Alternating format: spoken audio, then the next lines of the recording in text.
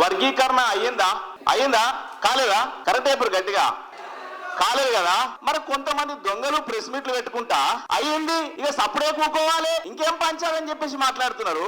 వర్గీకరణ సంపూర్ణంగా అయ్యిందా సోదరులారా? మీరు చదువుకున్న వాళ్ళేనా ఇట్లాంటి సంపూర్ణ వర్గీకరణ అయిందని చెప్పేవాళ్ళు? మీరు చదువుకున్నటువంటి మేధావులేనా వర్గీకరణ సంపూర్ణంగా అయింది అని చెప్పి చెప్పడానికి? మాదిగ బిడ్డల పోరాటము, ఇంతమంది అమరుల పోరాటము ఇలా మార్చి 1వ తారీఖు రోజు వీళ్ళ అమరత్వం సాక్షిగా వాళ్ళ అమరత్వాన్ని గుర్తు చేసుకుంటూ నిజాలు మాట్లాడుకోవాలి. మనం చదువుకున్న చదువు మన జాతులకు ఉపయోగపడాలి. జాతులకు ఉపయోగపడాలని చెప్పేసి ఇలా నోటి నిండా మనకు నోటికి ఏదొస్తుంది నోటు తిరిగింది కదా అని చెప్పేసి ఎట్లా పడితే అట్లా మాట్లాడి ప్రజల్ని మభ్యపెట్టేలా, మాదిగ జాతిని మభ్యపెట్టేలా ఉద్యమ ప్రసంగాలు చేస్తూ నిజమైన ఉద్యమం నా జాతి బిడ్డలకు వర్గీకరణ జరగబోతున్న టైంలో వెన్నుపోటుదారులాగా కొంతమంది మారడాన్ని మనము సహిద్దామా అని చెప్పేసి నేను గుర్తు చేస్తున్నా సోదరులారా. సహిద్దామా?